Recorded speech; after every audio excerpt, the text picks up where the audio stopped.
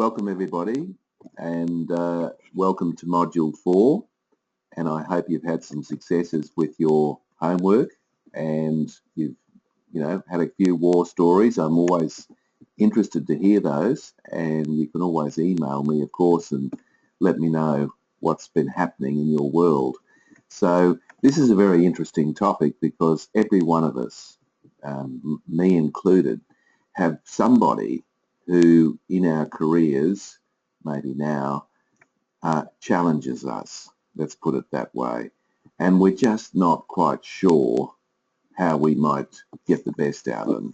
It's not that we can get the best out of them, we can't get anything out of them sometimes. So let's talk about that as a topic today, because obviously it's critically important as a leader. The usual situation is if you've got questions, just type them in, or comments, anything at all in that little box over on the right hand side. That would be great, and I'll try and deal with them as they come up so that I'm not dealing with them all at the end. So let's get underway. Now, I make this statement, and you may agree or disagree with me, but anyway, this is my general philosophy about leadership, and I would actually argue that when it's all said and done, your primary role as a leader is to get the very best from each member of your team. That is what I would argue from the point of view of people management. Obviously, you have to get the job done. If you're in the services industry, clearly you have to get the service organised or the goods out the door, of course. But we do all those things through people. So the question really is, how do we get the very best out of our people? And, sometimes getting a 10% improvement is progress, of course. So sometimes we might not get the 100% or whatever we're aiming for, but what we've got to try and do is just get the very best that we can. And hopefully today I'll give you a few tips that might help you in that area and some things that you might like to think about.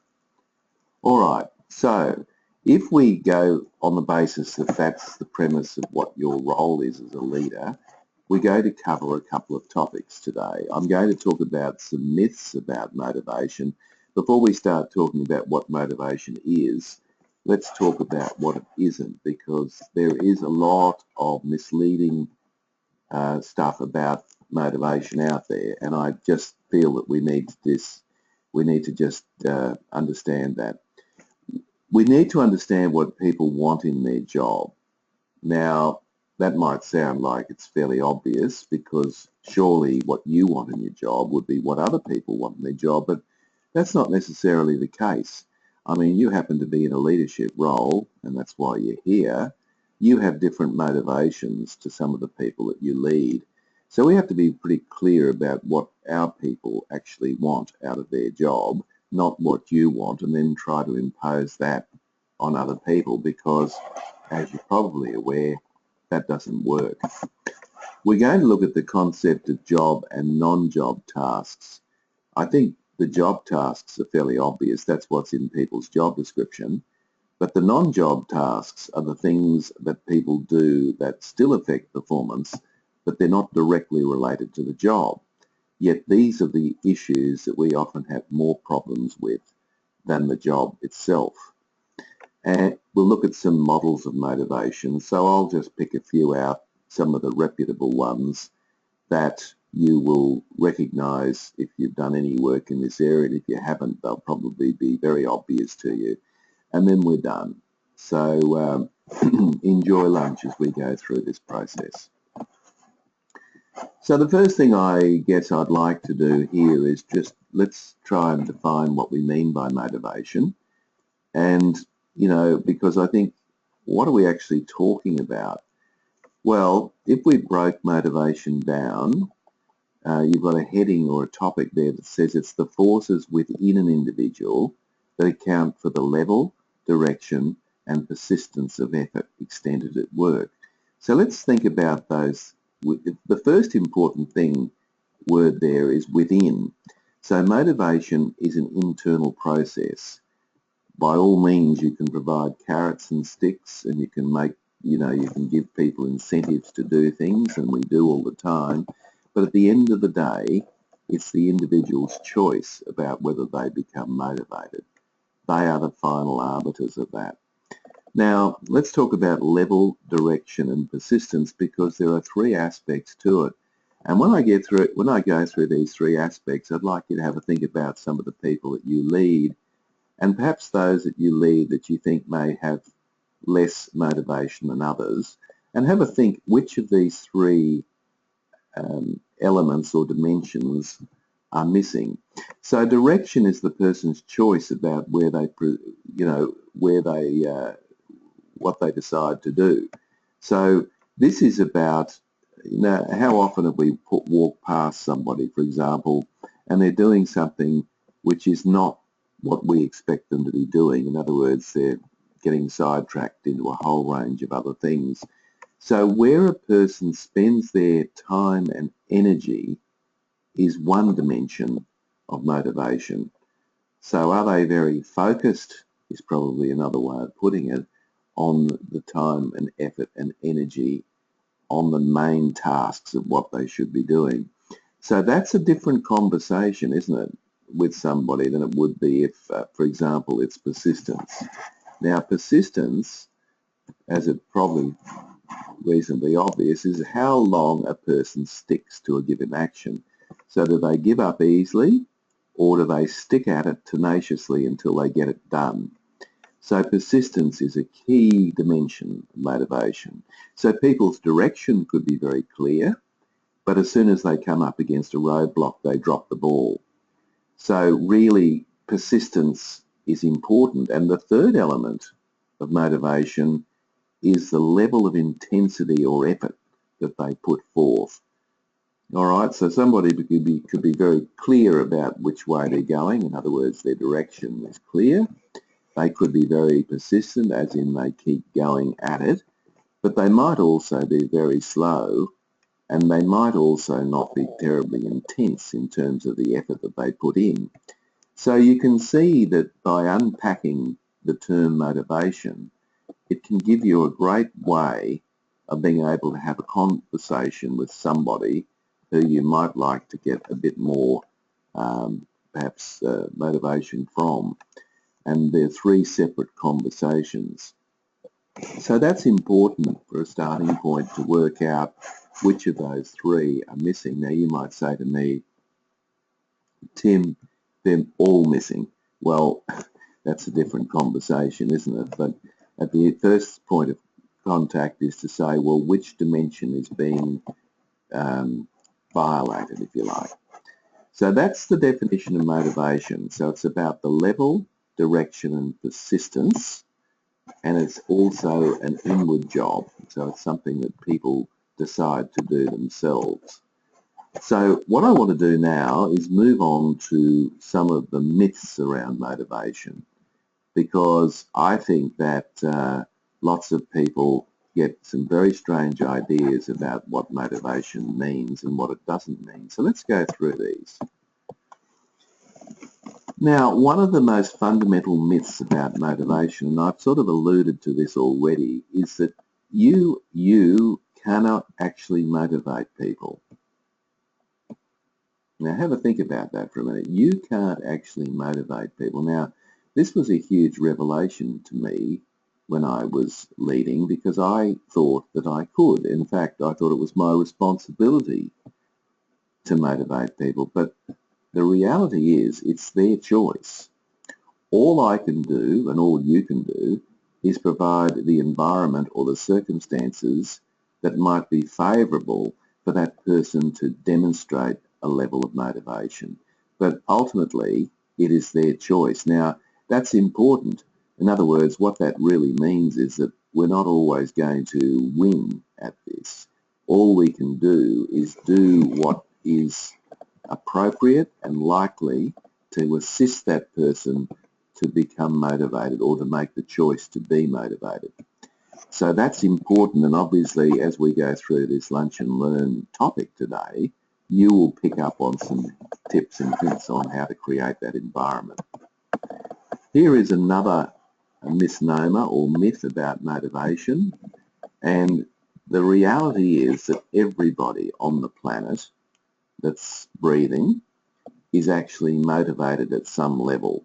And I often hear people say, oh yes, but she's not motivated or he's not motivated. Everybody to a certain extent is. What's actually happening is perhaps they're not really inspired. But, you know, if you, for example, if you're close to a river or whatever, and you decide to take somebody out to a river, and you grab them by the scruff of the neck, and you push them underwater, you will find that they'll struggle like anything to come to the surface naturally, and that demonstrates a level of motivation. So I think that's important. So it's really about finding out what inspires people, because everyone, I mean, just getting out of bed this morning is a motivation if you actually think about it. So you could have got out of bed this morning because you were worried about what the consequences of not getting out of bed might be, or you could have got out of bed, bouncing out of bed because you couldn't wait to get involved in your day. They're both motivational forces. So I think that's a good point to make. I think the third point, and it falls out of this, is that the reality is that it is very, very subjective. And I've alluded to this earlier, that the truth is how you're motivated, or what motivates me, is not necessarily what motivates your team members. And my advice to you is get to know your team members. Find out what they're interested in. Find out what makes them tick. And it's really important. I mean, for example, if you've got a person who's 2 years off retirement and at work, well, obviously they're going to be totally different to a person who perhaps is 6 months into their very first job. Totally different circumstances, totally different motivation. And the key for you is to look. It's no good, of course, asking people and say, what motivates you? Because people might just give you a funny look. But at the end of the day, it's about observing and watching people. And taking an interest in people is pretty much the starting point. Now, another interesting concept about motivation is that intrinsic motivation is more powerful than extrinsic motivation. This is one of the big themes running through today. Intrinsic meaning internal, extrinsic meaning external. So in other words, using carrots and sticks, pain and pleasure, which are external, is less effective than internal. In other words, and we often say this when we're recruiting people, that if we could find people who are intrinsically motivated, then that's a big plus. In other words, somebody who's intrinsically motivated who might have a low skill level is often a better prospect than someone that's got a high skill level who is not intrinsically motivated. But at any rate, it is about getting people to do things because they want to do it, not because you want them to do it, even though at times that's probably very appropriate.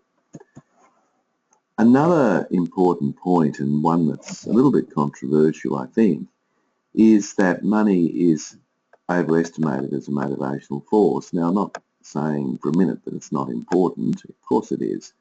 You stop paying people tomorrow and they're likely not to be terribly motivated, if indeed at all, and whether they come to work is another thing. But let's not get too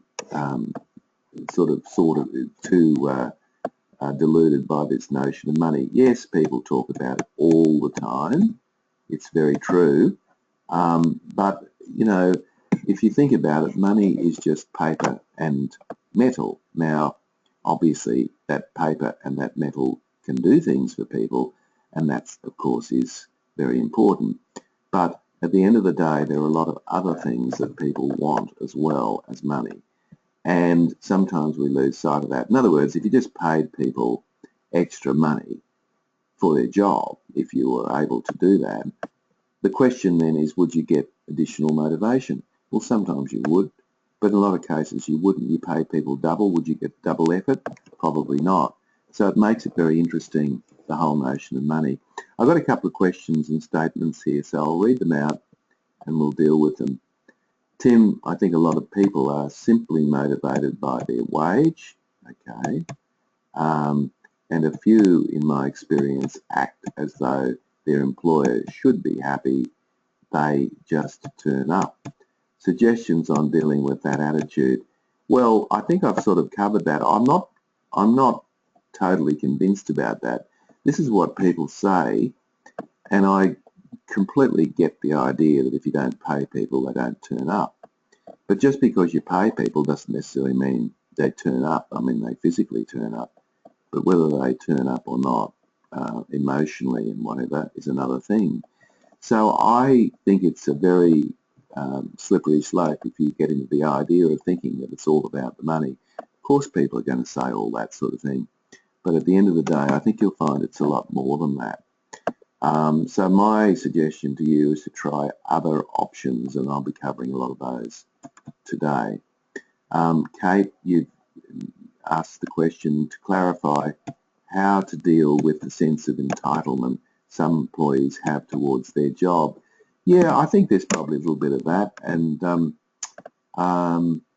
I think a little bit of reverse psychology there, Kate, works really well. I know a manager who, I think it's wonderful, she actually says to her people when they turn up each day, so the first thing she sees them in the morning, she walks up to them one-on-one and she says, "Thanks for coming in today." Wow, thanks for coming in today. Now, you can imagine what the other person says. The other person says, "What, did I have a choice?" And the manager says, "Well, in fact, you did have a choice." And it just makes the other person think. Now, that's a bit of reverse psychology. I know you're talking about entitlement, but it actually gets people to jolt them out of their complacency and think a little bit about, their options and so forth, because some people feel they're prisoners at work and that they have no choice. Of course they have a choice. Everyone has a choice. Some of those choices naturally are not that easy. So, sometimes you've got to try a bit of reverse psychology. So I might touch on that again later. Another key point about all of this is that at the end of the day, people are motivated by two forces: avoiding pain and seeking pleasure. So the problem with that is that the way we conceptualize pain and pleasure are different. So what one person might see as pleasurable, another person might see as painful. For example, I'm not really interested in robbing banks, but I'm sure, I don't doubt that a career criminal might see they might get off on that sort of thing and see that as some great thing, some challenge and adrenaline rush. Not for me, thank you very much. I see that as pain, to be honest. And you've got two people at traffic lights in two separate cars, both late for appointments. One's upset and stressed and swearing and cursing in one car, and the other one is just quietly and listening to some soothing music. Both of them are conceptualizing the situation differently. One sees it as pain, the other one thinks to themselves, well, perhaps there's nothing I can do about it, so I'll just enjoy the music. All right, so moving right along. So what are the 10 qualities employees want in their job? I wonder if you could guess what they are. Now, this is some reputable research that's come out of Harvard, and they basically asked a lot of people, thousands and thousands of employees across 21 industries, and they asked these people, please, what is the number one thing that you want out of your job? Now, these results may surprise you. They may also be quite predictable. I'd be interested to hear your comment about them. But have a think about this. What do you think the number one thing that people want most in their job is at the end of the day? I can give you a clue. It's not money, but here it is. And this is we've thrown everyone into the melting pot. So what you're going to see is a list of 10 things. Yep, number one is that people want to work for efficient managers. Well, this program is about helping you become a more efficient and effective manager or leader. And basically, that's what people want. And if you actually think about it, a lot of people leave the workplace, and the old adage that people leave managers, they don't leave their organisation. It's often because they're working for a manager that they're not happy with or whatever. So there's a lot of incentive for you, isn't there, to improve your capacity to lead people, because that's number one. So if you get that right, you're doing a lot of things right. You're ticking a lot of boxes in the minds of people. Remember, this isn't my view.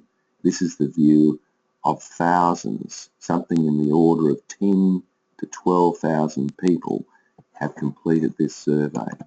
Number two, to think for themselves. They want autonomy in their work. And I guess some of you might be thinking, well, I wish they'd show autonomy. But essentially, that's what they want. Number three, they want to see the end result of their work. And what's interesting about that is that I did a little bit of research, if you like, in a local government environment here in Queensland, and I asked the outdoor workers to rate their job satisfaction on a scale of 1 to 10, and I asked the indoor workers to rate their job satisfaction on a scale of 1 to 10. What I found, and I was surprised, is that the people who were outdoor workers actually had higher job satisfaction ratings as an aggregate score. When I asked them why, they said because we can see the results of our work. We can see the bridge that's been built. We can see the road that's been repaired. We can see the building that we've erected. Whereas an indoor environment, people can't link what they do each day to an end result.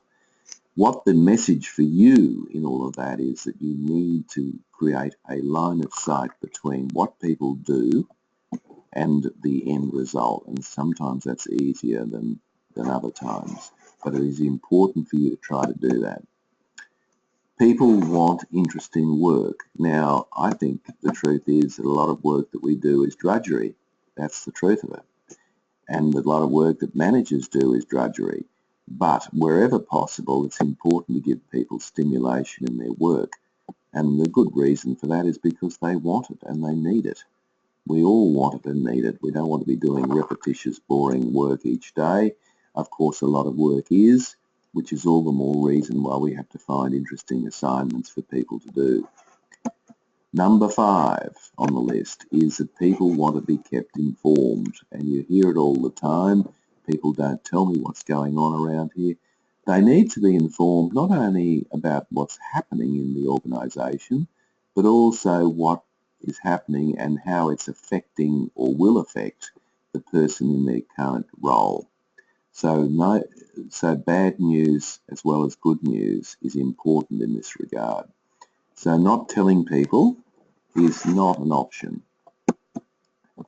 People want to be listened to, and I think what that means is that you have got to occasionally, like me, shut up and actually just let people talk and listen to what they have to say as a good way of getting to show them that you have some sense of empathy to where they're at.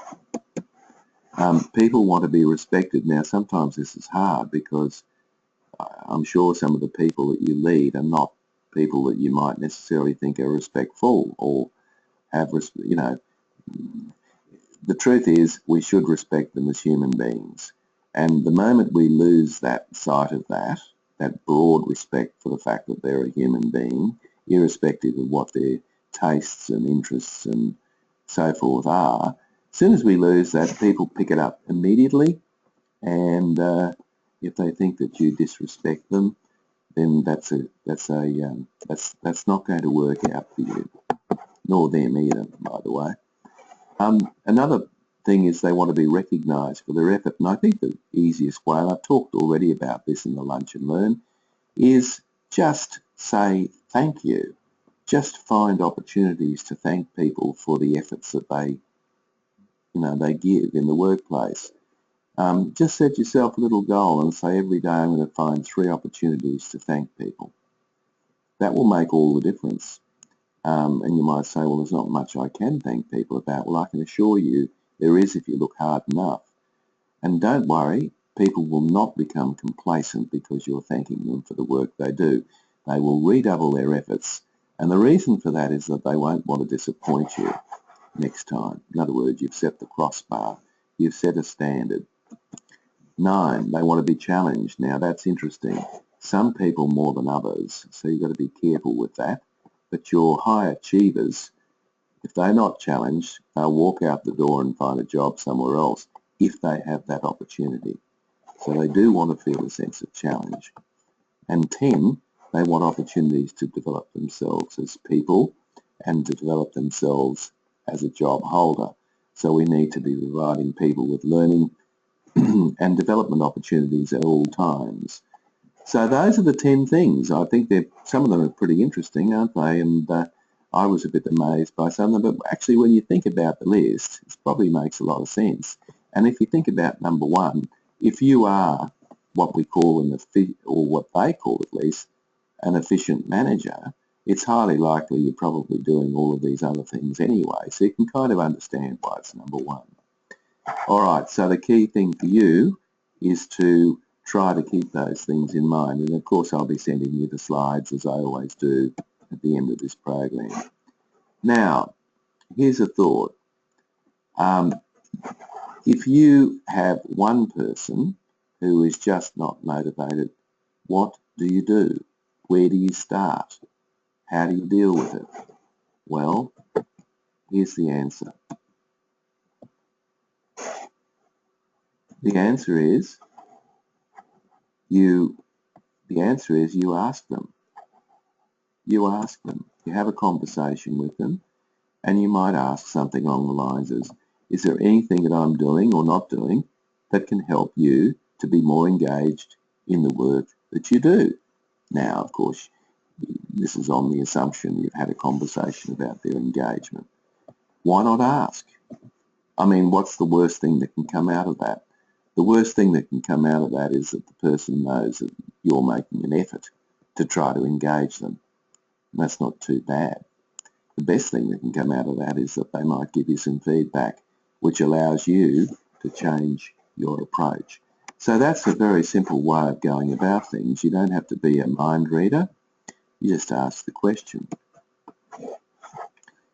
Now, what I want to talk about here is a little bit about non-job roles, which comes from one of my books, The End of the Job Description.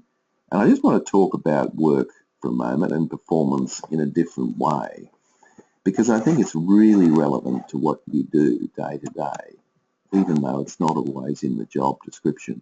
So keep the comments and questions flowing, folks.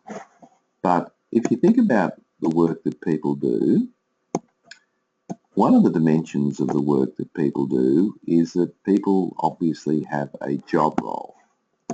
And the job role is usually the technical skills and tasks that people do, and normally that's expressed in a job description. Now, that's the easy part actually, because when you recruit and select someone, I'm hoping that you recruit and select someone that's got the necessary skills to do the job. And if they have, then obviously if they feel a sense of engagement and motivation, they can achieve their job role, or they can master it. That's the easy part actually. Here's the difficult part that's on the right-hand side. There is a series of non-job roles that people do in their work. And these non-job roles, interestingly enough, are just as critical to people's performance as their job roles. So what are they? Well, there's 4 that I can think of off the top of my head, and I'd like to run through those with you. And some of them might seem a little controversial, but I think you'll find they'll make a lot of sense. One of the non-job roles that I think is critical to performance is having a positive mental attitude and enthusiasm. Now, I don't expect people to be bouncing off the walls when they come to work each morning. That's unrealistic. That's not what I'm talking about. I'm not expecting people to be that, but then I also don't expect people to be negative, to be backbiting, to be undermining, to be subversive. I don't expect those things. In fact, I don't appreciate those things. So I think it's perfectly reasonable that we have people in our teams that exhibit a reasonable attitude to the work itself. I mean, we all have a bad day here and there, no question about that, me included. But I do expect people most of the time to be reasonably positive. And why shouldn't you expect that? Why shouldn't you expect that? You know, I know you know people that are not like that. But have you talked to them about your expectations around that? I don't think that's unreasonable. And everyone knows somebody that's not demonstrating that at certain times. Why not call them out on it? I think it's perfectly reasonable. Another non-job, and of course they just contaminate the team. So if you don't call them out on it, they just completely destroy the whole morale of your work team. Not good. Here's another, I'll just put all of these up and then we'll talk about it. Another, I'll go back. Another team role, or another role, a non-job role if you like, is the team role. I don't think it's unreasonable that we expect people to operate as team players. Now, I know you have people, perhaps now, or have had, or will have, people in your team that will say to you, look, I'm not a team player. Just, you know, I like to work on my own. Well, I don't actually think that's acceptable. Because if you're not a team player, how is it possible for you to really work with the people around you? I mean, most things in this day and age are done in team bundles. So therefore, it's a cop-out to say you're not a team player. And it's not hard to be a team player, incidentally. In fact, interesting enough, it's harder to be a non-team player than to be a team player. But anyway, so again, I call people on that. I think it's perfectly reasonable for people, and this is a career role, I think it's perfectly reasonable to expect people to continually grow and develop in the current role that they have. And yet we come across people regularly who say, oh, you know, I'm too old to learn, or they might say, I'm used to using this kind of software, I don't want to change, I don't want to upgrade to the new software. Well, you know what? The fact is the world is moving on and we need people to move with us. So it's perfectly valid, not just from your point of view, but for theirs, to be skilling up all the time. And it's perfectly reasonable. And maybe you need to have a conversation with them about that. And finally, we want people to come to work with their brains. We don't want them to leave them in a paper bag at the doorway. We want people to come up with ways and means of helping the workplace become more efficient and effective. And that's a perfectly valid and reasonable expectation that people should consider some very constructive and practical ways of improving the work that they do, because everyone at times likes to have a whinge, but the question is, what are you going to do differently? Now, imagine for a moment if your team have people in it who are highly skilled. In other words, they're doing their job role very, very effectively, but they all have a rotten attitude. They're all individuals. They all have stopped learning, and they all don't want to contribute to the betterment of the workplace. Can you imagine what sort of team that would produce? You see what I mean? The non-job roles are critically important, but the problem we have, of course, is that job description only focuses on the job role. So I encourage you to have conversations around non-job roles. and it's perfectly reasonable. In fact, if you don't do this, then people actually won't think it's particularly important, and they'll get away with all sorts of behaviour that you think is completely unreasonable. So please have the conversation if you feel that people are violating their non-job roles. Hopefully that makes sense. I go into that a little bit deeper in the book, but I just want you to think about performance as more than just doing what's on the job description. It's a lot more than that. All right, so what I want to do now is launch into some motivational theories that are well known and get you to have a think about some of these and how you might apply them in the workplace. Now, if it was that simple, then there'd just be one theory out there and we'd all adhere to it and we'd all be very happy. But the reality is there are many, many theories about motivation. I've just picked a couple of my favourites that I know are very practical and have stood the test of time. This one that you're looking at right now is called Maslow's hierarchy of needs. It essentially says that human beings are motivated by a series of needs that are based in a hierarchy. And once one of those needs have been fulfilled, it no longer becomes a motivator. In other words, it's a new motivator, which is higher up the pyramid. So, pretty simply, down the bottom you've got survival needs. The argument is the first and most fundamental need of human nature is to survive. They need air, food and water. And if they haven't got that, of course, nothing else is important. So obviously, in our society, people have that, so it's no longer really a motivational force. So when they come to work, hopefully they have that. Then once they have that need fulfilled, then they have a security need. They need two forms of security. One is physical security, in other words, knowing that they're not going to be attacked or working in a safe environment. But secondly is a psychological security, to know that they're not going to be bullied or harassed at work. So that's why we have policies and procedures in place, amongst other reasons. Now, generally, and I won't say always, those things are being fulfilled. Now your role comes into play. The next most fundamental level in Maslow's hierarchy is people need to feel they have a sense of belonging. This is particularly pertinent to contract workers, people who are perhaps not full-time, who may come in on a part-time basis, may not really feel part of the team. Your job is to make sure they do feel part of the team, because that's a fundamental need that they have. So ask their opinion, seek out their advice, give them assignments to do that are based on their strength.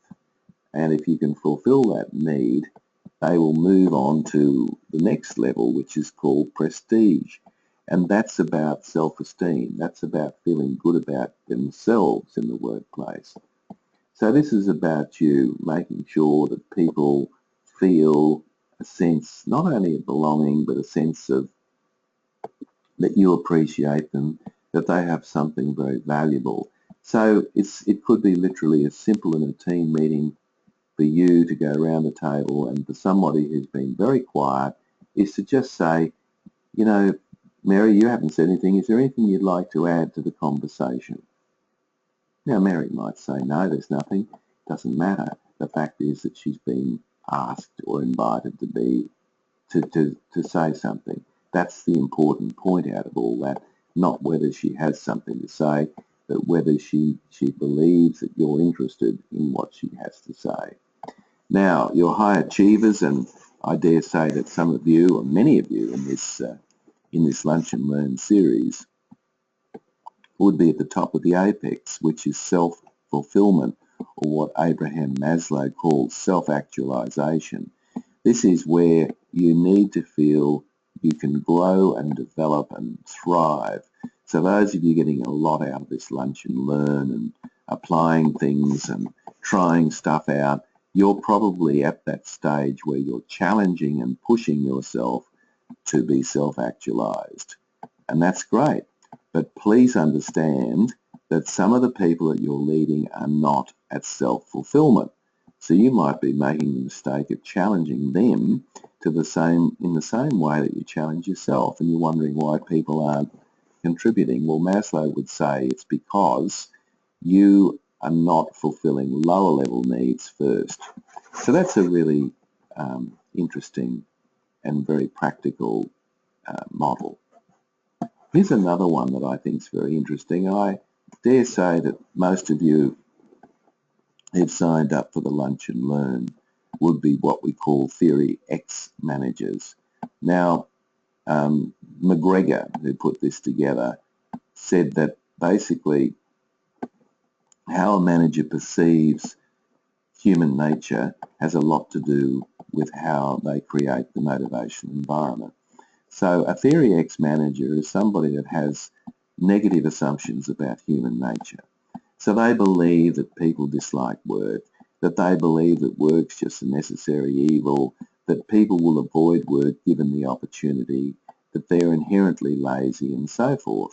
Now, if you've ever worked for a Theory X manager or are currently working for a Theory X manager, you will know that it's terribly, terribly demotivating. They don't trust you, they don't believe in you, they're underestimating your capabilities.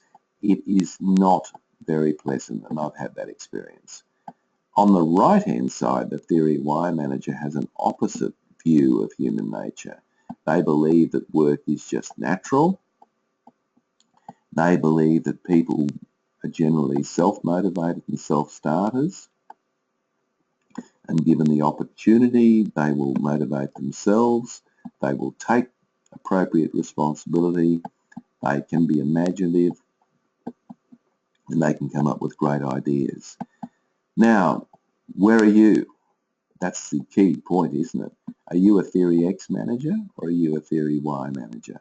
I hope you're a Theory Y manager, because being a Theory X manager is not helpful. You might say, well, hang on a minute, I'm straddling them both. I am sort of in flux between X and Y. So Theory X managers occasionally get taken advantage of. And what that means is that sometimes they can say, well, you know what? That doesn't work. I'm going to become a Theory X manager as a result of that. But there's nothing more soul-destroying than working for a Theory X manager. All right.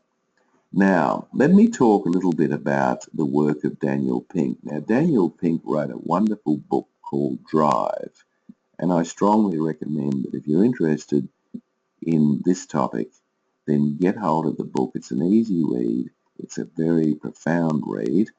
But what Daniel Pink was ultimately saying in his book is that using the carrot and the stick is no longer as relevant to create the motivational environment, particularly for what we term as knowledge workers.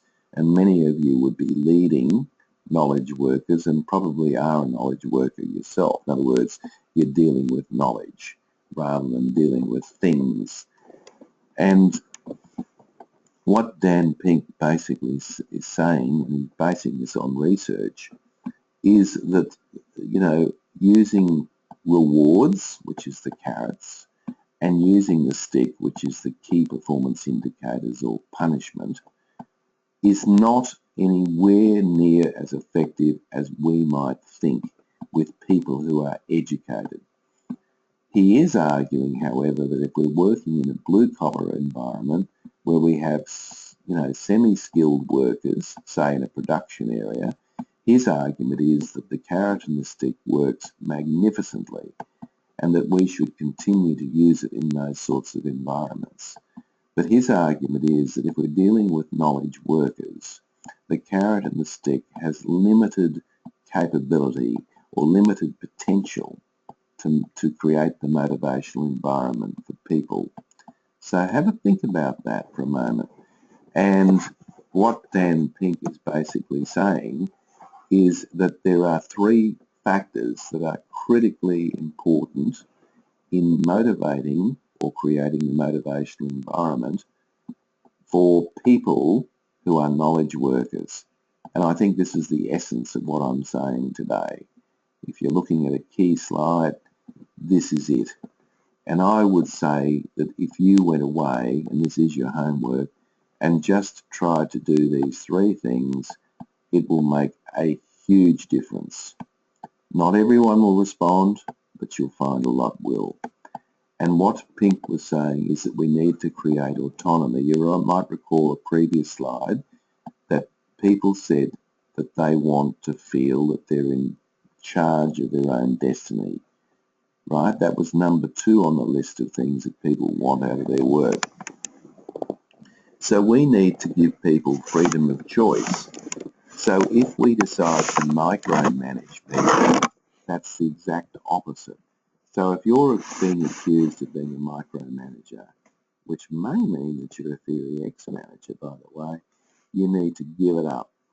It ain't working. It's not good. Every time you turn your back, incidentally, and you will have to, you'll find that they will just goof off, probably because they feel they're under so much pressure when you're micromanaging them. So let people decide how they do their work to a point. Tell them what you want as an end result, but let them decide how they get to that point. Right, that's number 1.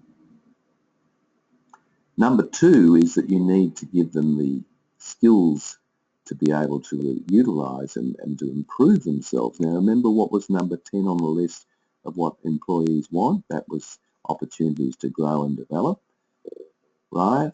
So that becomes critically important. People want to feel that they have some mastery over their skill set.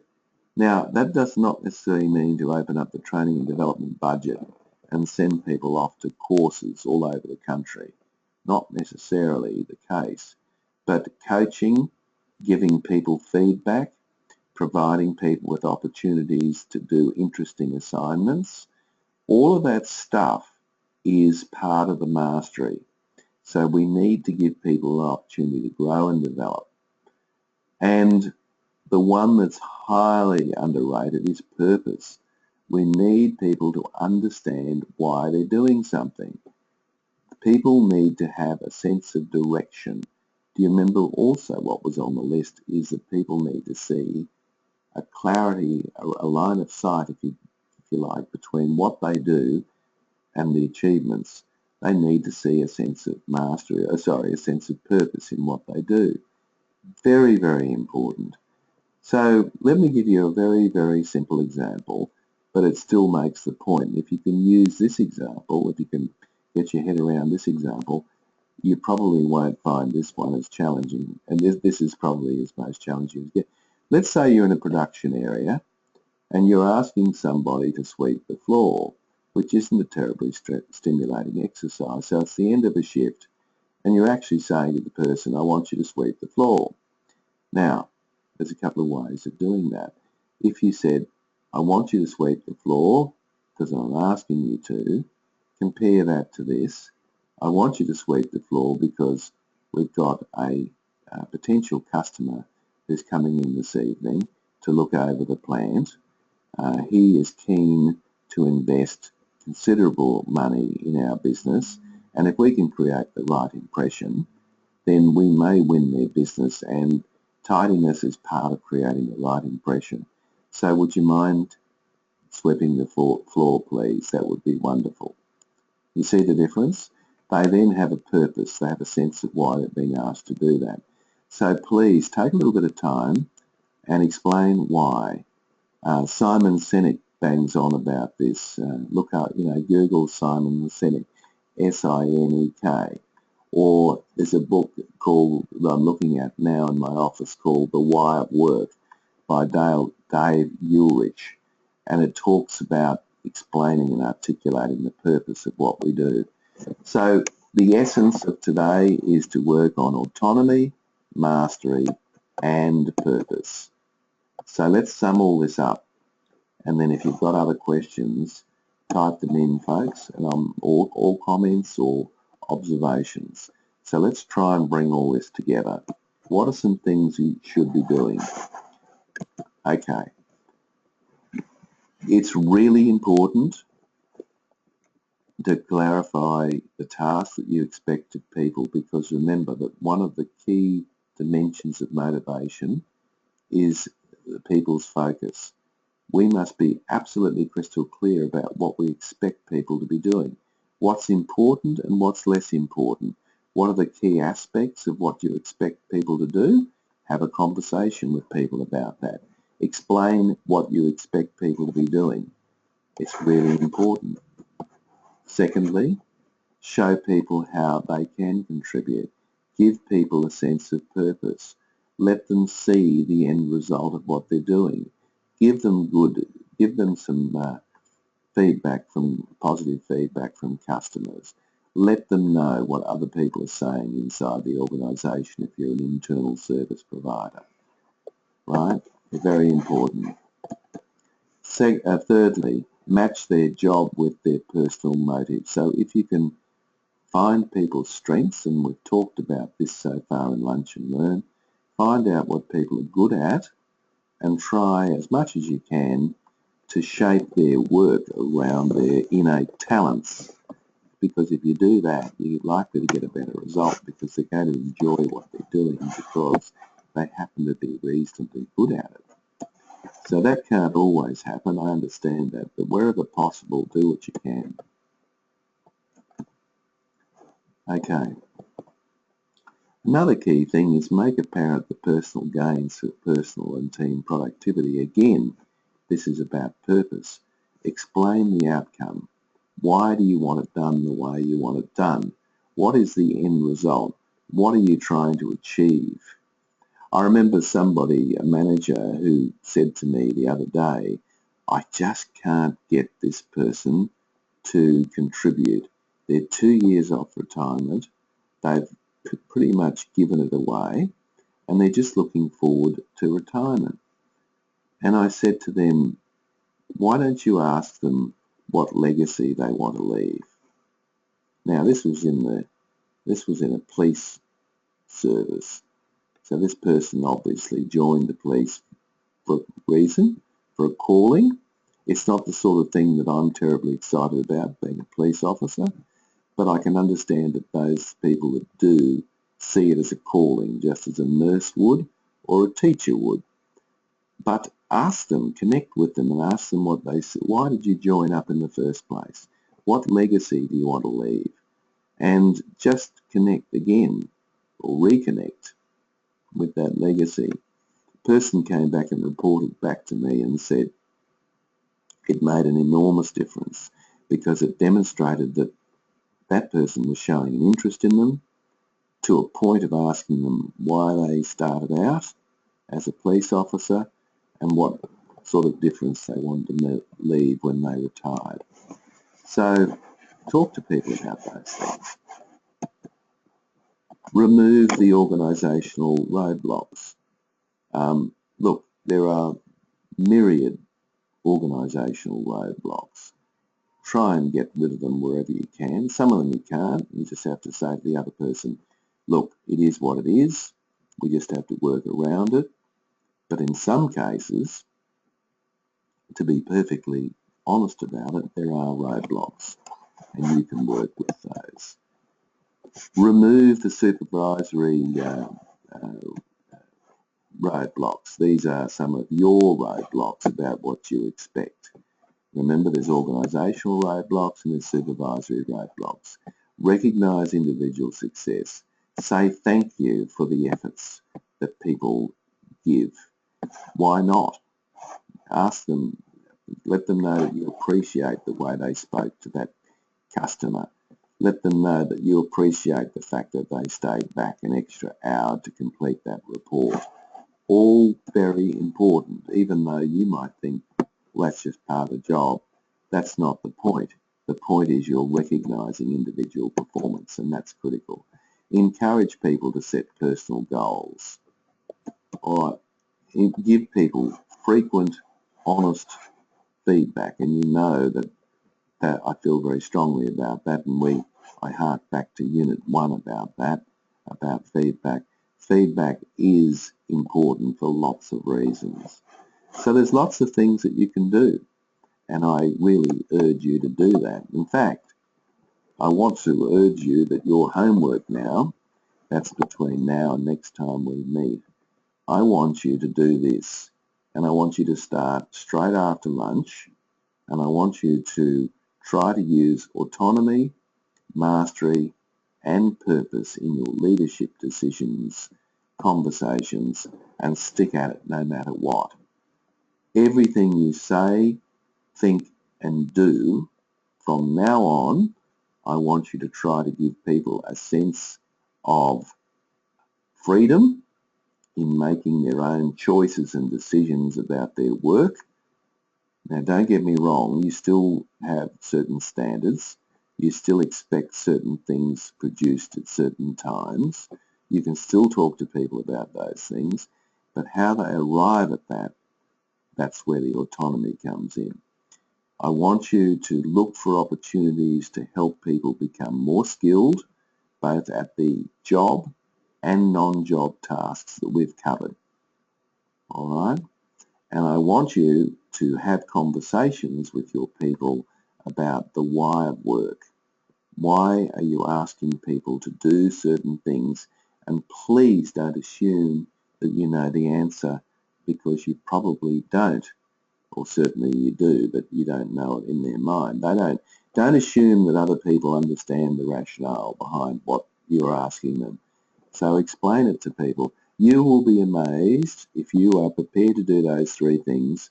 You will create the environment by which people will choose to be motivated, which at the end of the day is getting the best out of other people. So that's pretty much it, guys, unless there's any statements or questions that people have. Just to recap and where we're at in terms of the program, we've looked at feedback, and I've asked you to give 3 bits of feedback each day. We've looked at your influencing capabilities, and we've, you've done your diagnostic, you know the areas that you need to work at. We've looked at optimizing team performance, and really we've looked at the frameworks of conversations there that you can have with people. And today we've looked at getting the very best out of people. So you can see that there are themes running through the program. So folks, thank you. I really enjoy working with you, even though I can't see you. I know you're there. I do hear from you in between sessions, many of you, and I like hearing from you in between sessions. So send me some material. Later this afternoon, you'll get another email from me, and in that email, you'll get a recording of today's session, if you'd like to go over it again, and you'll get a set of slides that might help you revise. So thank you very much for your involvement, and I look forward to seeing you again when we meet for Module 5.